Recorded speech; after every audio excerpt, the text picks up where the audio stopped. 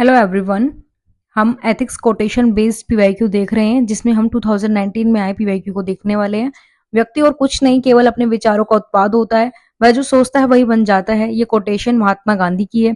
तो जैसा मैंने आपको पहले बताया कि हमें एक दो लाइन में इसको एक्सप्लेन करना होता है कि गांधी जी का यह कथन बताता है कि मनुष्य वैसा ही है जैसा वह सोचता है। चरित्र निर्माण में विचारों की महत्वपूर्ण भूमिका होती है। हम जैसा सोचेंगे हम वैसे ही फिर बन जाते हैं। क्या कभी आपने देखा है कि हम सोच तो बहुत बुरा रहे हैं लेकिन कर हम अच्छे काम रहे हैं, या हम सोच तो बहुत अच्छा रहे हैं लेकिन कर हम बुरा काम रहे हैं? तो ऐसा होता नहीं है। हम जो सोचते हैं हम उसी तरीके से हमारे एक्शन होते हैं और वही हमारे धीरे धीरे मूल्य हम बनते चले जाते हैं। तो जैसे हिटलर यहूदियों की हत्या के संदर्भ में नस्लीय श्रेष्ठता के विचारों से प्रभावित है। अब हिटलर को अब अच्छे जो उन्होंने कार्य किए इसलिए जानते हैं या बुरे कार्यों के लिए जानते हैं? ऐसे ही मदर टेरेसा, वो करुणा और सहानुभूति जैसे विचारों से प्रभावित थी। उन्होंने मानव सेवा, समाज सेवा, है ना, ये सारे कार्य किए क्योंकि वो इन विचारों से प्रभावित थी। अब आप एक बार वीडियो को पॉज करो और सोचो कि इसमें आप क्या लिख सकते हो।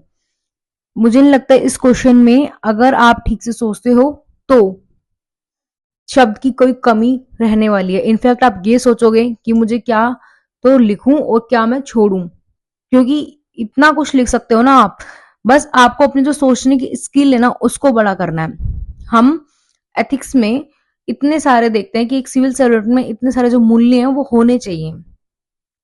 तो जो हम सोचते हैं, है ना, वो उसी तरीके के हमारे मूल्य भी बन जाते हैं। तो देखो, अब एग्जाम्पल देखो, मैंने सिर्फ आपको ये सोचने के लिए यहाँ पे इस तरीके से लिखा है, ठीक है। जैसे इंटीग्रिटी, अब हम किन किन को लिख सकते हैं यहाँ पे, कुछ मैंने एग्जाम्पल दिए हैं और बाकी तो इतने एग्जाम्पल हैं जिसकी कोई लिमिट नहीं है। जैसे इंटीग्रिटी जैसे विचारों से कौन प्रभावित है? तुकाराम मुंडे, ये कौन है? महाराष्ट्र कैडर कैडर के आईएएस ऑफिसर हैं। सौम्या पांडे, ये यूपी कैडर के आईएएस ऑफिसर हैं। इन्होंने कोविड-19 में अच्छे काम किए थे। मतलब आप इनको सर्च कर सकते हो कि इन्होंने क्या क्या किया है। थोड़ा बहुत काम आप भी करो। महात्मा गांधी, कबीरदास, मीरा, टाटा कंपनी। तो डिफरेंट एग्जाम्पल आपको देखने को मिलेंगे। कई एंशियंट से हैं, कोई हमारे सिविल सर्वेंट है, कोई कंपनी है, ये हमारे कबीरदास, मीरा। ऐसे ही एम्पैथी, सोनू सूद, कोविड-19 में उन्होंने जो भी कार्य किए थे। राजा राम मोहन रॉय, कंपैशन में mother Teresa, Mahatma Gandhi, doctor Prakash Amte, Kailash Satyarthi. ऐसा नहीं है कि इनमें कंपैशन नहीं है या इनमें एम्पैथी नहीं है, ऐसा नहीं है। बस मैं आपको बता रही हूं कि हम इस तरीके से सोच सकते हैं। ऐसी honesty, T N Seshan, perseverance, Nelson Mandela, determination, Virat Kohli, dedication, Annie Sullivan, tolerance, Gandhi, Ashok, Akbar, पश्चिम में ईशा मसीह, रिस्पॉन्सिबिलिटी, दुर्गा शक्ति नागपाल। अगर आप इनमें से किसी के बारे में नहीं जानते तो उनके लिए सर्च कर सकते हो कि उन्होंने क्या क्या किया है। अकाउंटेबिलिटी, विक्रम साराभाई इसरो, कैसे उन्होंने जब हमारा मिशन फेल हुआ था तो कैसे उन्होंने सारी जो जवाबदेही वो खुद पर ली थी। तो इसी तरीके से ना अगर आप सोचोगे तो आपको बस एग्जाम्पल की कमी नहीं रहेगी। मेरा जो पॉइंट था आपको यही समझाना था कि अब ये जो लोग हैं वो क्यों हैं ऐसे, क्योंकि उन्होंने उनके जो विचार हैं वो इस तरीके से हैं, इसलिए वो उन्होंने जो सोचा वो उसी तरीके से बन गए। तो बहुत सारे एग्जाम्पल हैं जिन्हें आप लिख सकते हो जो अलग अलग फील्ड से रिलेटेड हैं। एग्जाम्पल की आपके लिए लिखने की कोई कमी नहीं है। और एथिक्स में हम इतने सारे जो मूल्य हैं उनको पढ़ते ही हैं। तो आपको कुछ नहीं करना था, आपको सिर्फ इस तरीके से सब कुछ लिख कर आना था। ये जो लाइन जिस तरह से लिखी हुई है, मैंने सिर्फ आपको यहाँ पर एक एग्जाम्पल बता दिए हैं। क्योंकि अब देखो ये क्वेश्चन रिपीट होंगे, रिपीट कुछ ही होते हैं ना, ऐसे नहीं कि यूपीएससी रिपीट नहीं करती, रिपीट यूपीएससी खूब करती है। ये क्वेश्चन से ही हम सीखते हैं कि हाँ हमें किस तरह से तैयारी करनी है, किस तरह से हमें चीजों को पढ़ना है। तो अब जैसे अब आपको मेरा पॉइंट है, आपको ये नहीं कि हाँ मैंने आपको ये पूरा पेज ऐसे लिखवा के बस दे दिया।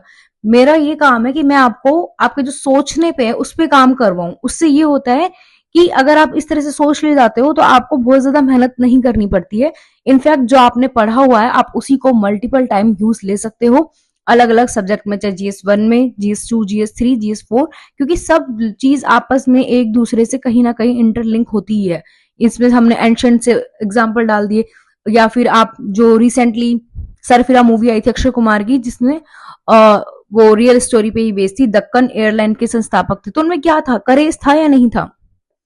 कि वो एक तरह से बहुत ज्यादा साहसी था ना, कि वो कितने तो वो मतलब गरीब थे, इतना कुछ था नहीं, लेकिन उन्होंने वो सोचा उस लेवल पर, और कितनी सारी डिफिकल्टीज उनके सामने आई। इसी तरीके से श्रीकांत बोरा जो भी मूवी आई, ठीक है, वो ब्लाइंड पर्सन है, लेकिन नहीं, उनमें करेज था, डेडिकेशन था, डिसिप्लिन था, ऑनेस्टी थी, एम्पैथी थी, मतलब बहुत सारी चीजें थी, ठीक है, जिसकी वजह से आज वो इतने सारे लोगों को रोजगार दे पाए। तो कहीं ना कुछ ये फैक्टर है ना, डिटर्मिनेशन है। तो ऐसे ही रिसेंट के कुछ एग्जाम्पल आपने लिख दिए, कुछ एंशियंट से लिख दिए, कुछ मेडाइवल से लिख दिए, कुछ करंट से लिख दिए। तो इस तरीके से आप अगर लिख कर आते हो तो आपके जो आंसर में डिफरेंट तो फील्ड से लोग या कुछ सिविल सर्वेंट के बारे में आपने लिख दिया, तो डिफरेंट फील्ड से आपने लिख दिया, तो एग्जामिनर भी सोचता है कि हाँ, अगर आप एक ही जगह से सारे एग्जाम्पल लिख कर आ जाओगे, एक ही फील्ड से जो व्यक्ति रिलेटेड है, तो आपको मार्क्स बहुत कम मिलेंगे। लेकिन आप डिफरेंट फील्ड से जो रिलेट करते हैं उन सबको लिख कर आओगे, तो डेफिनेटली आपको मार्क्स भी मिलेंगे, और एग्जामिनर को भी समझ में आएगा कि हाँ, आपका जो सोचने का डायमेंशन है, वो दायरा है, वो कितना है। मिलते हैं हमारे नेक्स्ट लेक्चर में। मेरा मोटिव है आपको ज्यादा से ज्यादा सोचना सिखाना, आपके सोचने की स्किल पर काम करना। मिलते हैं नेक्स्ट लेक्चर में।